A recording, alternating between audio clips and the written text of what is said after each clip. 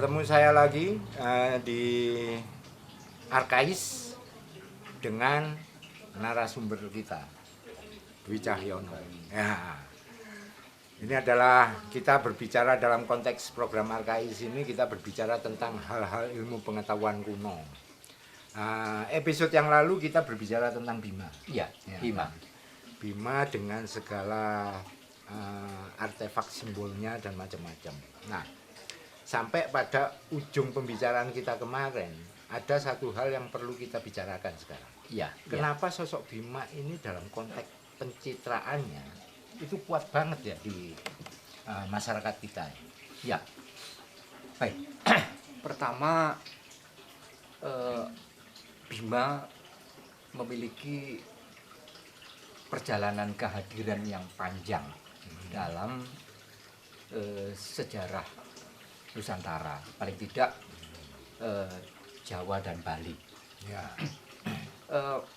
Jika kita merunut informasi tekstual, paling tidak Bima sudah hadir dalam prasasti Wilasrama, yaitu prasasti yang dikeluarkan atas perintah atau ditulis atas perintah dari Raja Balitung, berarti akhir abad ke-10, akhir abad ke-9, awal abad ke-10 Masehi. Dan terus berlangsung sampai memasuki masa-masa berikutnya. Ya. Memang kalau kita lihat puncak popularitas Bima pada masa Hindu-Buddha terlihat hadir kuat pada masa Majapahit akhir. Ya, mulai Majapahit pertengahan sudah mulai up, dan pada masa Majapahit akhir malah lebih kuat lagi. Dan uniknya justru Bima hadir kuat tidak di dalam lingkungan dalam keraton atau watak ijru, Ya. tapi justru di luar lingkungan keraton, Di masyarakat umum ya, justru di kalangan bawah. rakyat. Jadi luar keraton, bukan dalam keraton. Nah, pasca masa Hindu-Buddha, ternyata Bima yang sebenarnya terkait ya, dengan religi, khususnya adalah Hindu, sekte Siwa, ternyata memiliki keberlanjutan sampai ke masa-masa berikutnya, yang notabene mainstream budayanya adalah mainstream budaya yang bukan lagi Hindu-Buddha, tetapi Islam. Bahkan Bima masih hadir kuat sampai sekarang. Nah, dengan demikian kita bisa mengatakan bahwa kehadiran Bima itu lintas masa, pertama. Ya. Kemudian Bima juga menguat dalam lintas lapis sosial. Ya. Di lingkungan keraton juga kita kenal karena ada lakon-lakon Bima yang juga disebut di dalam prasasti, misalnya prasasti Balitung. Tetapi di kalangan kerakyatan justru sangat kuat. Ya. Malah satu hal yang menarik, terbukti bahwa Bima itu punya citra yang kuat di kalangan masyarakat pinggiran, masyarakat petani pinggiran. Pada tahun 1930-an, Y.L. Moons mengumpulkan lakon-lakon, yaitu lakon dalam seni pertunjukan wayang kulit, dan lakon-lakon ini oleh Moons dikumpulkan dari dua daerah, yaitu daerah Nganjuk dan daerah Gunung Kidul. Nah, lakon-lakon yang dikumpulkan oleh Moons itu adalah lakon-lakon yang ditokoi oleh Bima. Jadi dengan demikian sehingga pencitraannya menjadi sangat kuat itu, sangat kuat. Karena jadi narasinya dibangun oleh masyarakat atau rakyat sendiri. Betul. Jadi akhirnya muncul varian-varian, varian-varian kisah Bima yang justru dikembangkan oleh apa yang oleh Moons itu disebut dengan dalang-dalang desa. Dalang-dalang desa, bukan dalang keraton. Nah, justru di kalangan dalang-dalang desa, dan tema-tema ceritanya itu sebagian besar mengarah ke tema-tema agraris. Nah, oleh karena itu boleh dikatakan bahwa Bima itu memang kuat di lingkungan kerakyatan dan lebih khusus lagi di lingkungan Masyarakat ya, agraris. masyarakat agraris. Ya. Oke. Begitu kuatnya Bima di masyarakat, citra kuatnya Bima di masyarakat, Bima yang di awalnya itu hadir sebagai tokoh cerita kan, Ya, tokoh cerita dalam Mahabharata, yaitu salah satu di antara 5 keluarga Pandawa. Tapi yang menarik perhatian kita pada masa Majapahit keemasan dan lebih kuat lagi pada masa Majapahit akhir, Bima tidak hanya dilihat sebagai seorang pahlawan, ya, manusia yang herois, tetapi Bima diperdewa. Artinya ada kultus, ada pemujaan terhadap Bima, atau kita bisa mengistilahi dengan Bima Puja. Oleh karena itu kita mendapati sejumlah arca Bima, ya, seperti yang terlihat pada hasil penelitian yang dilakukan oleh W.F. Sutherland. Jadi pada tahun 1956 W.F. Sutherland melansir tulisan tentang arca-arca Bima yang oleh Sutherland diberi judul tulisannya itu disebut dengan Bima Cult, kultus terhadap Bima. Kultus terhadap Bima pada masa Jawa Kuna. Nah, ini menarik karena ternyata di antara para tokoh penting di Mahabharata, Bima lah yang kemudian hadir pada masyarakat Jawa, tidak hanya sebagai seorang manusia yang herois, tetapi justru diperdewa, dan kita bisa menyebut ini merupakan dewa lokal. Ya. Dalam Dewa tanda lokal. kutip dia dipuja juga ya. Dipuja. Ya? Oleh karena itu cukup alasan untuk menyebutnya sebagai Bima Puja, dari pemujaan kepada Bima. Nah, sebenarnya cukup beralasan mengapa Bima, ya, yang kemudian diperdewa. Bima diperdewa itu diidentikan dengan Siwa. Oleh karena dalam Brahmanda Purana, ya, dalam kitab Brahmanda Purana disebutkan paling tidak ada 8 nama dari Dewa Siwa, ya, 8 nama dari Dewa Siwa. Nah, di antara 8 nama dari Dewa Siwa itu adalah nama Bima. Jadi Bima itu adalah salah satu nama dari Dewa Siwa. Oleh karena itu kultus terhadap Bima itu sebenarnya memang tidak bisa kita lepaskan dari pemujaan terhadap Dewa Siwa, gitu ya. Siwa Puja ya khusus di dalam agama Hindu, khususnya agama Hindu sekte Siwa. Gitu. Oke. Nah, kalau tadi disebutkan banyak dikumpulkan ya. Nah, persebarannya di mana? Karena kata kumpul ini kan berarti banyak nih. Ya, betul. Ya kan? Ya, nah, persebarannya di mana aja itu? Ya, baik. Jadi kita bicara dulu di susastra ya. Terutama susastra lakon. Yaitu susastra yang digunakan secara khusus untuk pementasan wayang kulit. Nah, Muns itu mengumpulkannya memang di 2 tempat, yaitu di Nganjuk dan di Gunung Kidul. Tetapi cerita Bima bukan hanya ada di Nganjuk, tapi juga Nganjuk dan sekitarnya, paling tidak Kediri Raya. Begitu juga di Gunung Kidul, sebaran lakon Bima itu meluas dari Gunung Kidul sampai ke daerah Banyumasan. Oleh karena itu kisah-kisah Bima di daerah Banyumasan, di kawasan Banyumasan cukup kuat. Misalnya cerita apa yang disebut dengan Bimo Luku, ya. Bimo membuat kali Serayu. Nah, kita tahu bahwa kali Serayu itu toknya, mata airnya ada di Dieng, ya. Dan tok atau mata air kali Serayu di Dieng itu disebut dengan tok Bimo Lukar. Jadi Bima yang telanjang, Bima yang melepaskan busananya. Nah, air sungai itu dari nah dalam ini yang menarik ya. Ada kisah tentang penciptaan, ya, penciptaan unsur fisis alamiah yang berupa kali Serayu yang dimunculkan dalam sebuah kisah tersendiri, yaitu varian kisah tentang Bima yang disebut dengan Bima Lepen Serayu atau Bima membuat kali Serayu, atau juga disebut dengan sebutan yang spesifik, yaitu Bimo Luku, ya, Bimo Luku atau Bimo Luku. Nah, mengapa kisah ini dinamai atau disebut dengan Bimo Luku. Nah, dalam cerita Bimo Luku dikatakan bahwa Kali Serayu itu dibuat dengan membuat festival, membuat perlombaan. Jadi pihak Kurawa dan pihak Pandawa ini berlomba untuk dapat membuat sungai besar. Ya, yang kita tahu bahwa di Jawa Tengah Kali Serayu itu kan termasuk kali yang tidak hanya besar tetapi juga panjang. Ya. Nah, perlombaan atau festival pembuatan Kali Serayu itu ternyata dimenangkan oleh pihak Pandawa. Yang dalam hal ini pembuatnya itu adalah Bima dengan menggunakan bajak.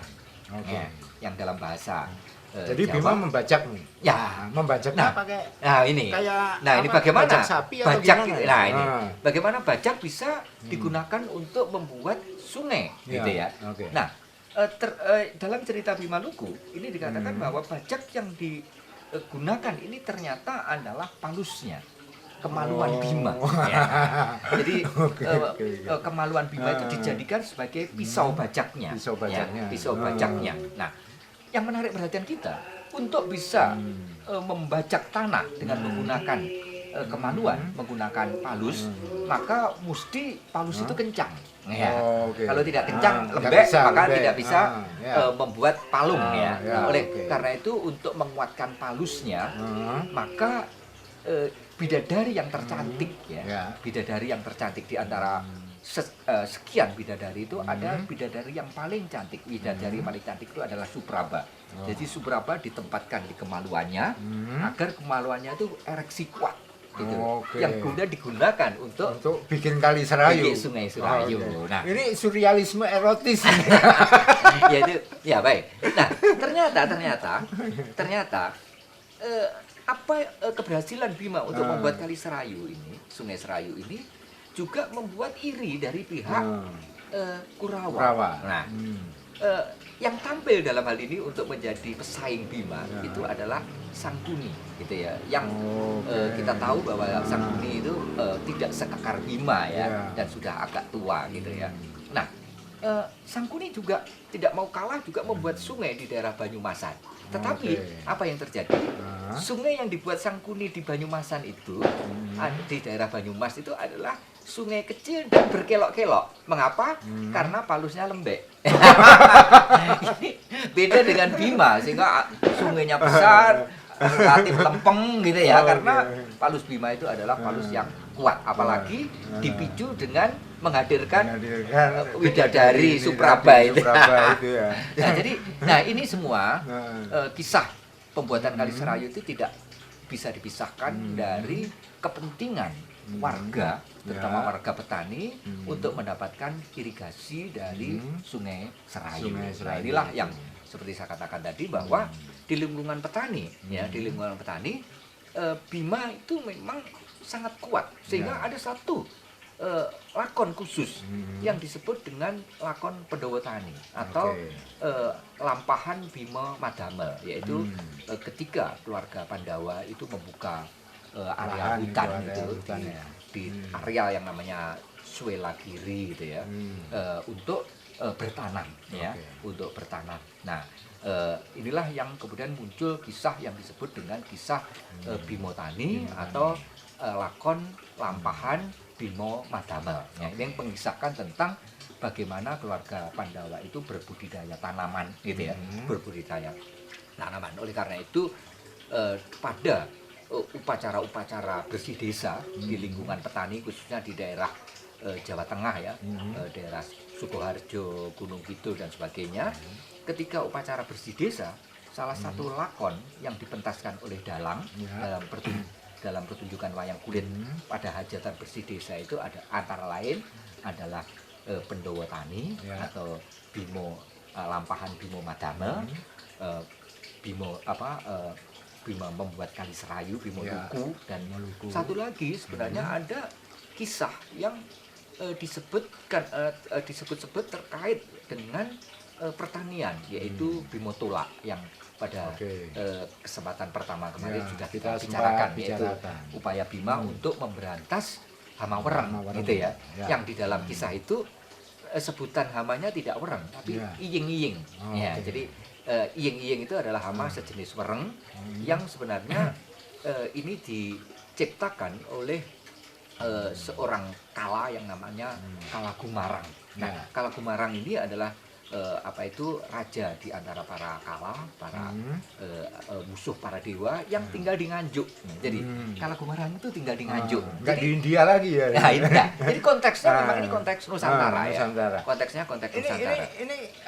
kalau saya coba lokal jenius ya. Ini Ya. sebenarnya kan ini persoalan lokal jenius. Betul, ya. betul. Bisa Ya. mentransformasi narasi Ya. Mahabharata yang memang dari India Iya, bisa benar-benar menjadi narasi cerita lokal. Nah, Betul. ini apa ini? betul. Ya, jadi memang itu kuat seperti yang saya katakan tadi, Hmm. memang kisah-kisah Bima itu kuat hadir itu pada masa Majapahit dan lebih khusus lagi pada masa Majapahit akhir. Oke. Jadi di era ini kalau kita bicara tentang proses budaya ya, fenomena budaya, terjadi apa yang disebut dengan Javanisasi proses penjawaan ya. Oke. Proses penjawaan, Javanisasi ya, Ya, ya, penjawaan. ya. Nah, Bima itu sebenarnya merupakan tokoh yang mulanya hadir dalam susastra India, Ya. Mahabharata ya. Tetapi dengan Javanisasi proses ini atau proses penjawaan ini, maka Bima tidak lagi menjadi tokoh asing. Ya.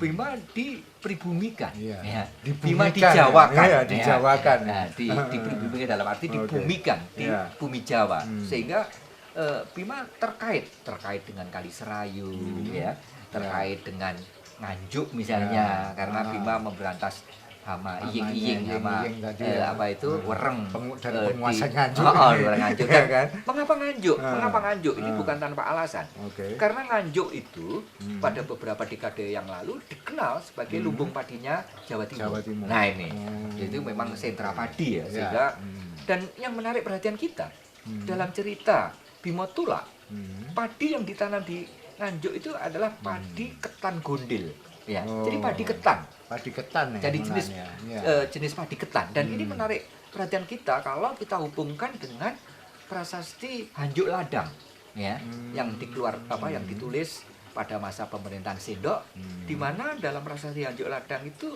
disebut tentang beberapa jenis sawah ya, salah satu di antaranya adalah sawah yang disebut dengan kaketikan.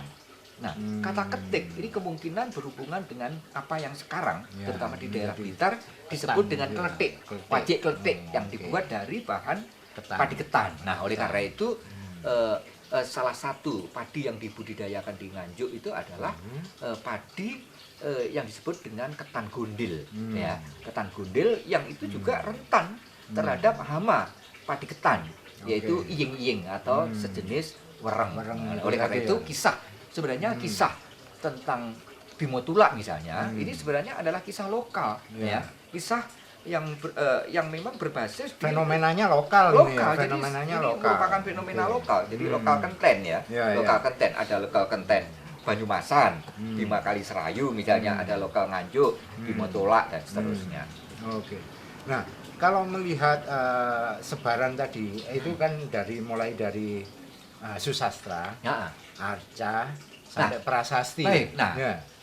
di sumber data lain ya, Ya. jadi Bima tidak hanya hadir ya di dalam susastra, Ya. baik itu susastra tekstual, Oke. misalnya Mahabharata, tapi juga ada dalam susastra oral, susastra lisan ya, Susastra karena lisan, kisah-kisah ya.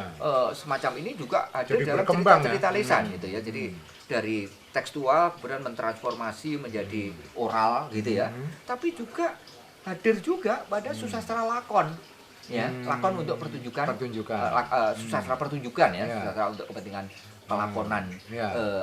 pelakonan wayang kulit Wayang ya. kulit. Dan jumlahnya cukup banyak yang dikumpulkan oleh Muns itu. Sayang sekali naskah-naskah yang dikumpulkan Muns itu sekarang keberadaannya ada di negeri Belanda ya, Ya, di oke.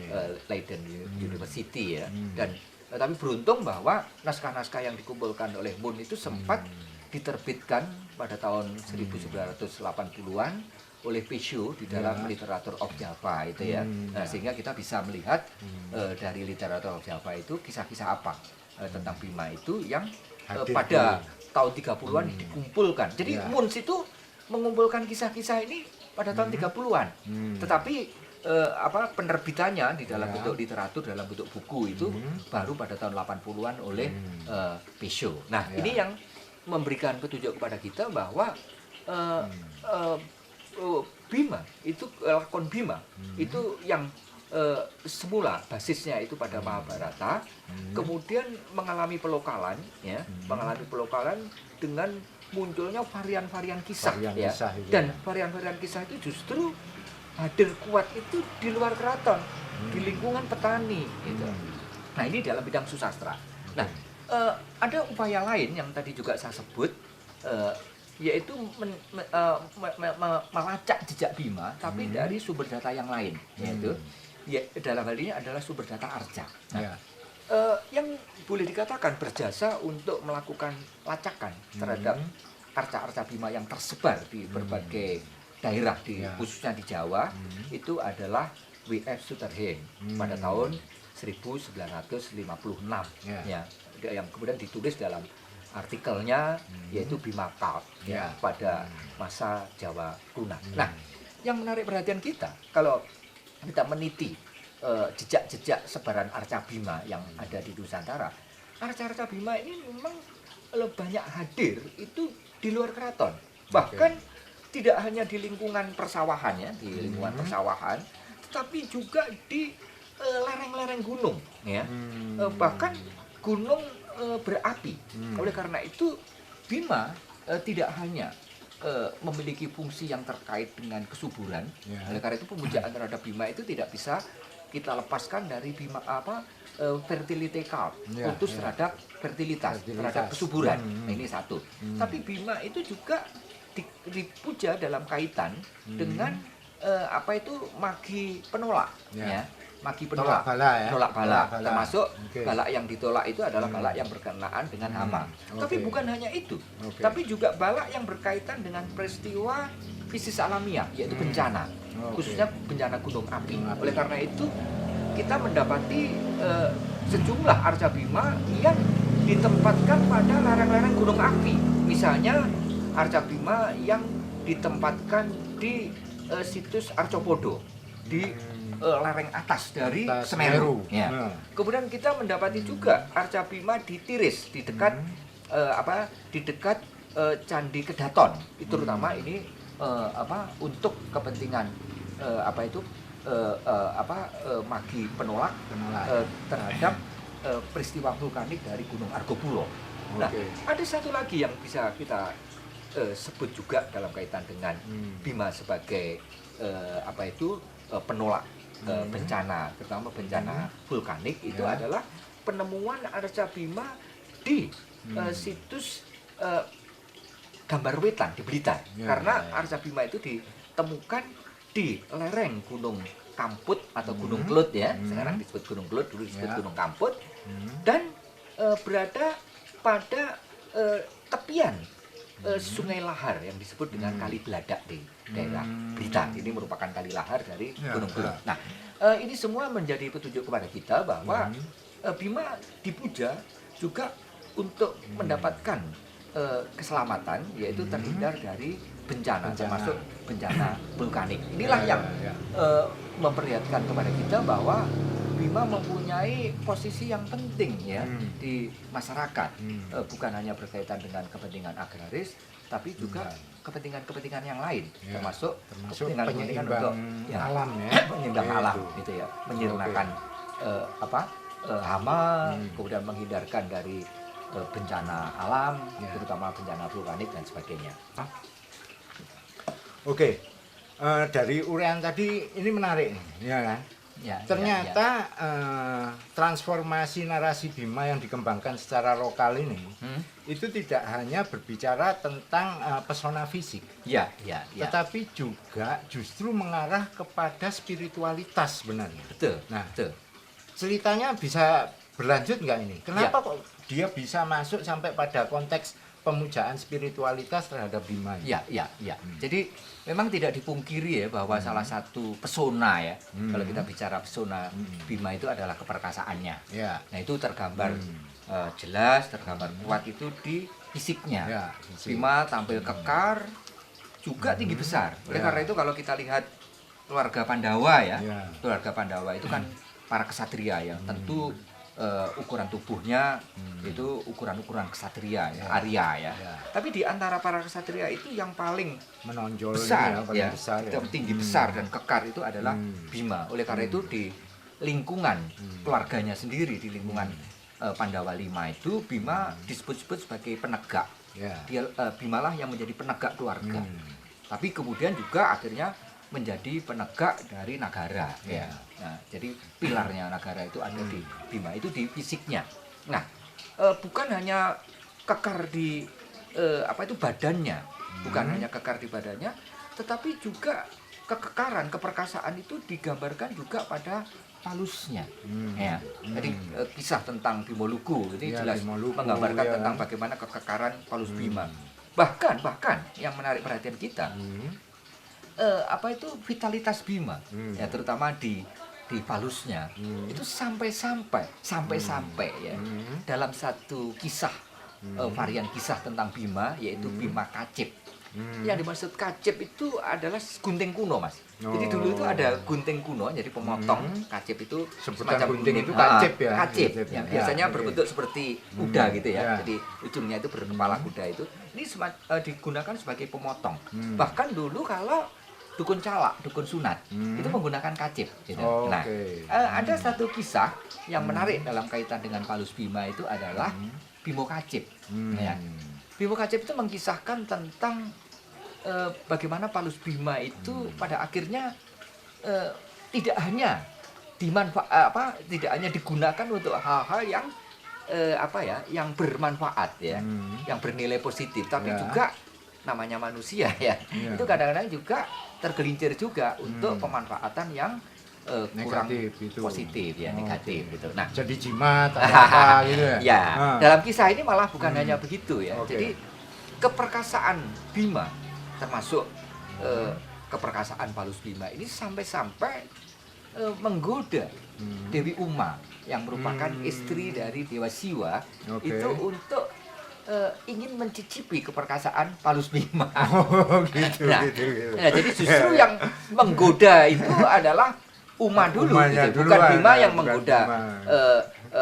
Bima yang menggoda Bima, Uma, tetapi Ah. Uma yang menggoda Bima. Karena ketika itu Bima sebenarnya sedang dalam posisi bertapa tidur di satu tempat yang disebut dengan Pucang Sewu, gitu. Oke. Bertapa tidur di Pucang Sewu. Nah, ketika bertapa tidur di Pucang Sewu inilah Bima digoda oleh Dewi Dewi Uma Uma. yang disebut digambarkan sebagai dewi yang cantik dan akhirnya betul-betul tergoda ya. Sehingga Bima dan Dewi Uma dalam kisah ini Ya. dalam kisah ini terjerumus pada sanggama, terjerumus pada hubungan perselingkuhan ya, Selingkuhan dengan Bima. dengan Bima. Nah, celakanya perselingkuhan Uma dengan Bima itu sempat diketahui oleh suami dari Dewi Uma, Ya, yaitu Siwa. Dewa Siwa, atau kalau dalam kisah ini disebut dengan Badara Guru. Nah, karena Badara Guru mengetahui itu, maka Badara Guru marah dan Badara Guru menggunakan senjatanya, ya, senjatanya itu berbentuk cis gitu ya, menggunakan senjatanya berbentuk cis ya, berbentuk cis yang kemudian digunakan cis ini untuk memotong palusnya Bima. Oke. Jadi, palus Bima itu dipotong oleh senjata cis milik Badara Guru itu, sehingga palusnya lepas, palusnya terpotong gitu. Dan palus yang terpotong itu kemudian menjadi jimat juga. Oke. Jadi palus yang benar menjadi jimat. Jimat juga. Nama jimatnya bernama Angking Gobel. Ya, senjata atau jimat Angking Gobel. Oke. Dan yang menarik perhatian kita, jimat Angking Gobel inilah yang nantinya juga bermanfaat. Ya, jadi akhirnya ada manfaatnya Ada juga manfaatnya ya. juga ya. Bermanfaat untuk yang pertama untuk pemberantasan hama. Ya, Oke. jadi salah satu perangkat yang digunakan untuk memberantas hama, khususnya hama padi yang disebut dengan padi ginjak klepon, itu adalah Angking Gobel yang Oke. sebenarnya potongan dari Palus Bima. Palus Bima. Nah, perselingkuhan antara Bima dan Dewi Uma ini kemudian melahirkan anak. Jadi Dewi Uma sempat hamil dan kemudian melahirkan seorang anak laki-laki yang bernama Bimadari. Nah, Bimadari inilah yang nantinya ketika perang Baratayuda itu membantu ayahnya ketika terdesak dalam pertempuran di perang Baratayuda. Nah, jadi Palus Bima ini memang acap kali digambarkan sebagai sebagai citra maskulin dari Bima. Nah, oleh karena itu pada sejumlah arca Bima seringkali digambarkan Bima itu dengan palus yang tidak proporsional. Bahkan ada juga yang digambarkan palusnya itu sampai keluar dari cawatnya. Bima itu kan mengenakan cawat yang disebut dengan jelamprang atau kadang juga disebut dengan kotak poleng Bang Bintulu. Jadi seperti papan catur, tapi bukan hitam putih sebenarnya. Jadi putih dan merah, karena itu ada sebutan Bang Bintulu, ada bang yang merah. Nah, itu ya. Jadi sampai keluar dari bungkusan cawatnya, gitu ya. Bahkan ada juga Bima yang digambarkan telanjang. Nah, satu hal yang menarik, ternyata Bima tidak hanya digambarkan memiliki keunggulan, memiliki kelebihan pada fisiknya, tetapi juga digambarkan memiliki kelebihan pada rohaninya. Ada sejumlah kisah yang lebih menggambarkan spiritualitas dari Bima. Misalnya susastra yang berjudul Dewa Ruci atau Bima Suci. Dan itu tidak hanya hadir dalam bentuk karya sastra, tapi juga pada relief candi. Misalnya salah satu relief yang dipahatkan di Candi Sukuh itu adalah relief cerita yang bertemakan Bima Suci. Ada juga relief Bima Suci yang pernah diketemukan di pertapaan Kendali Sodo di Penanggungan. Sayang sekali relief Bima Suci yang di Kendali Sodo Penanggungan itu dicuri, ya. Jadi kita kehilangan jejak kecuali foto dokumennya. Nah, selain cerita Bima Suci di Candi Sukuh, juga tampil Bima Tatwa atau Bima Swarga, ya. Bima Swarga. Ya, ini memberikan gambaran kepada kita bahwa Bima juga memiliki spiritualitas yang tinggi. Karena dalam cerita Bima Suci itu bagaimana atau Dewa Ruci itu bagaimana Bima itu melakukan apa yang disebut dengan inner traffic. Jadi perjalanan ke dalam diri untuk menemukan jati dirinya. Nah, jati diri itu digambarkan sebagai dewata yang kecil, gitu ya, yang dinamai dengan Dewa Ruci. Dan keberadaan Dewa Ruci itu berada di tempat yang sangat dalam. Karena itu digambarkan di telenging samudra, itu di dasar samudra. Dan Bima harus menyelam jauh sampai ke dasar samudra untuk menemukan Dewa Ruci yang dalam hal ini sebenarnya merupakan simbol dari jati dirinya. Nah, ini gambaran-gambaran inilah yang memberikan petunjuk kepada kita bahwa Bima masuk dalam konteks spiritualitas, sehingga cukup alasan kalau mengapa kemudian Bima itu oleh masyarakat Jawa khususnya pada masa Majapahit akhir itu kemudian tidak hanya diposisikan sebagai ksatria, sebagai pahlawan, tetapi Bima juga diperdewa, yang diperdewa, sehingga muncullah kultus terhadap Bima. Seperti saya katakan tadi, kultus terhadap Bima itu cukup punya alasan, ya, karena Bima seringkali dikaitkan dengan Siwa. Palus Bima cerita-ceritanya juga jadi jadi cerita untuk meruat atau apa betul itu, ya. Jadi posisi Bima, terutama spiritualitas Bima itu tidak hanya berhenti pada masa Majapahit akhir, bahkan itu terus berlanjut sampai dengan masa-masa berikutnya, bahkan pada masa sekarang. Nah, satu hal yang menarik perhatian kita ketika pada sajian khusus untuk sajian khusus wayang kulit yang disebut dengan pementasan wayang untuk kepentingan ruatan, yang menjadi peruatnya itu adalah Bima, gitu ya. Kisahnya memang kisah tentang, kalau di Jawa itu tentang Bathara Kala, kalau di Bali misalnya Sudamala. Tetapi yang menarik bahwa yang menjadi peruat itu adalah Bima. Oleh karena itu Bima mengapa peruat, ya? Ini dikaitkan dengan dengan citra Bima sebagai penolak, ya. Karena ruat itu dimaksudkan adalah untuk melakukan pembersihan, ya. Yang dibersihkan adalah kondisi yang kotor, yang di dalam istilah Jawa diistilahi dengan suker, sukerto, ya. Nah, jadi untuk pembersih dari kondisi yang kotor, sukerta itu adalah Bima. Jadi Bima sekali lagi tidak hanya dihadirkan dalam bentuk manusia perkasa, tidak hanya dihadirkan sebagai pahlawan, tidak hanya dihadirkan sebagai penyelamat keluarga dan negara, tetapi juga menjadi tokoh yang disucikan sebagai semacam dewa lokal Jawa. Oke. Nah, kalau kita beranjak nih terakhir nih, kenapa simbol dan narasi Bima ini begitu kuat ya, sampai sekarang? Ya. Nah, tinjauan secara tinjauan secara arkaisnya ini, apa yang bisa disampaikan ke masyarakat sebenarnya? Ya, baik. Jadi Bima itu akhirnya diposisikan sebagai teladan, ya. Jadi sebagai contoh model. Oke. Ya. Contoh model, banyak contoh model yang dihadirkan pada Bima. Misalnya bagaimana kelugasan Bima. Bima itu lugas. Bima itu tokoh yang lugu apa adanya, Oke. gitu ya. Oleh karena itu, mengapa kesetaraan itu juga dihadirkan pada Bima. Bima tidak menggunakan bahasa halus untuk dewa sekalipun, gitu. Tidak hierarkis ya, Nah, dia tidak hierarkis, lebih jadi egaliter. setara, Ya. kesetaraan ini. Jadi ini yang di keluguan sekaligus kesetaraan. Tapi juga sebagai Mesias, penyelamat, ya, penyelamat. Oke. Bima adalah penyelamat, termasuk juga penyelamat bagi petani. Oke. Tapi juga pemberkah, pemberi berkah. Misalnya lewat irigasi dengan Ya. membuat sungai dan seterusnya. Nah, ini merupakan teladan-teladan yang mempesona masyarakat, sehingga Oke. Bima itu menurut saya itu menjadi contoh model, ya, contoh model, contoh teladan dari tokoh di masa lampau.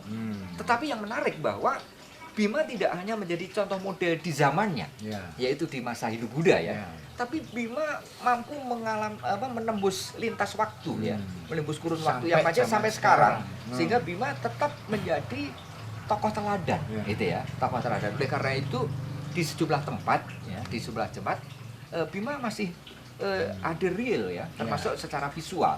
Di sejumlah di Bali misalnya kita mendapati sejumlah patung Bima, ya. Di beberapa tempat di Jawa juga kita masih menjumpai tokoh Bima, gitu ya. Bahkan secara historik Bima ini kalau kemudian dibandingkan dengan tokoh sejarah dalam sejarah Jawa, Bima itu acap dibandingkan dengan Gajah Mada, ya, sebagai sama tokoh yang perkasa, Oke. ya, yang Jadi menjadi- mirroring gitu ya? Ya, semacam kayak- mirroring. Nah, jadi oke. nampaknya pada masa Majapahit itu juga menjadi model, gitu ya. Oke. Jadi keperkasaan dalam bentuk manusia yang hidup di zamannya itu Gajah Mada, tetapi tokoh mitologisnya bisa Bima, gitu ya. Dan itu masih berlanjut sampai dengan sekarang. Sampai-sampai keperkasaannya, maskulinitas Bima itu menjadikan Bima itu menjadi simbol maskulinitas dalam bentuk obat kuat. Obat kuku Bima. Nah, ini yang menjadi petunjuk pada, dan itu orang langsung asosiatif, Langsung gitu ya. asosiatif. Ya? Asosiatif. Oh, Jadi oke. begitu menyebut kuku Bima asosiatif. Bahkan bukan hanya itu.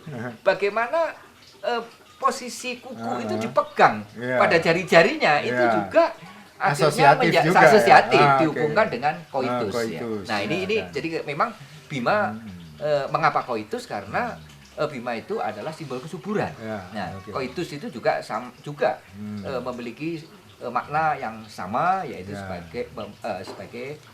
memiliki makna kesuburan pula. Oleh karena Oke. itu inilah yang yang ingin saya sampaikan, Oke. ingin saya tegaskan bahwa Bima adalah sang teladan, Hmm. ya.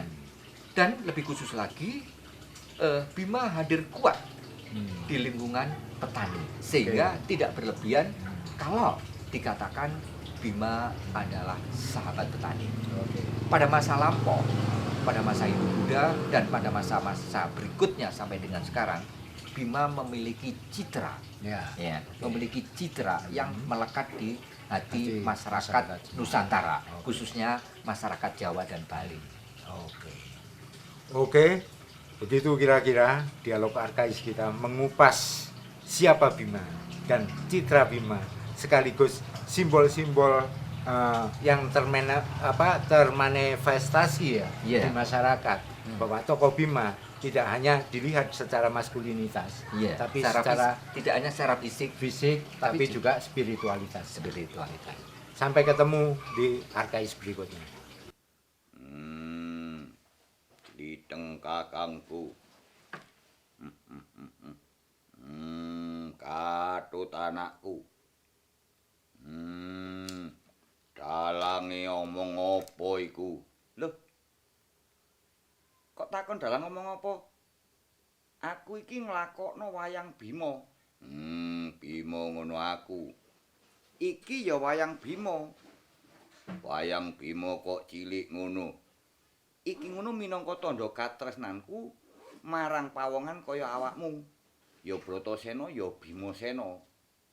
Aku ngono anak turune wong tani. Mengko minangka rasa syukurku, rasa bungahku, rasa tresnaku marang pawongan kaya awakmu.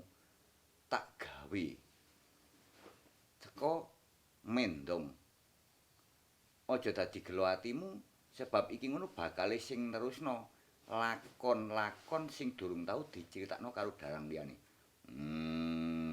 Nek panjen kaya ngono, dadi dalang sing apik aku tak bali nang kayangan.